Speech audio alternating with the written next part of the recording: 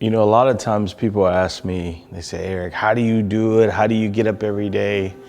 And everyone has their own special kind of motivation. And I ask myself, not how do I do it, but how does he do it? And when I say he, I'm talking about, Sawyer.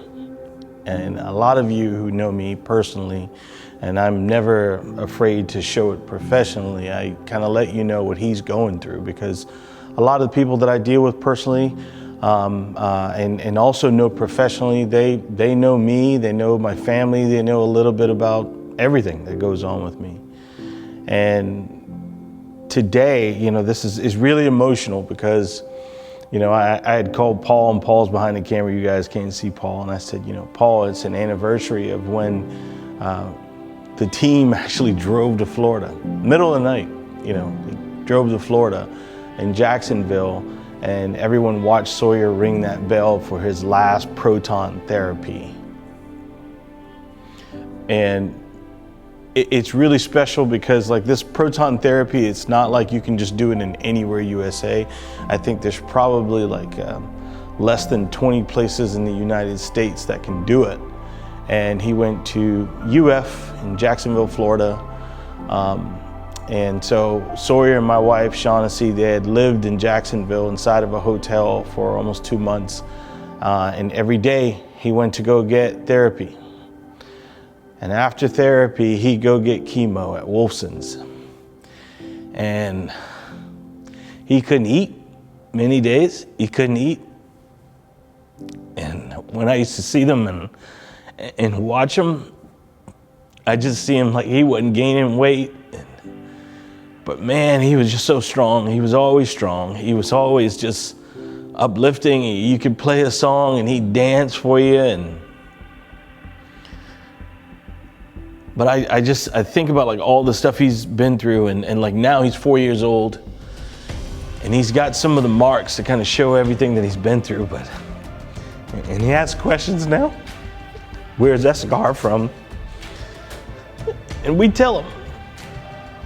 He's not afraid of doctor visits. We pump him up and we give him all the support to give him so when he goes to get shots and things like that.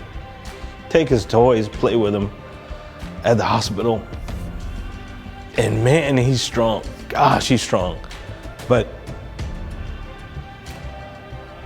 all of it just made me think about what we went through this past week. And he had a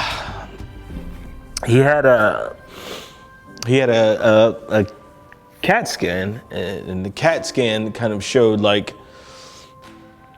that his mass was different in size, a little larger, and so immediately it just caused a lot of alarm in our house. And meanwhile, we're worried to death, and he's just running and playing softball, t-ball, and he's just being a kid. And I normally wrestle with him at night, and I didn't want to wrestle with him because I didn't know what the outcome was going to be, so I didn't wrestle with him. I kept telling him, I said, sorry, I'll wrestle with you on Friday. And he didn't know why, but I knew. And so yesterday he had a PET scan, which is kind of on the anniversary of when he rung the bell in Florida. And the PET scan is supposed to show if, there's any activity or if this thing is trying to wake up in him again. And I don't like to call its name because I don't think it even deserves to be called out. And when we got the news, everything's negative, nothing's coming back, and he's healthy. So all of this, it means nothing in comparison to what he goes through all the time. Because I don't have the strength to do what he does. And there's a lot of other people out there who fight behind this thing. And I used to always think, or even hear it, even when I was growing up, the C word, it'll never affect me or affect anybody close to me. But man, when it's your child, man, you just get weak and there's nothing you can do. And you can do all these amazing things and be the best person in the world, but you can't help your kids. And you're helpless. So it's not about how strong I am.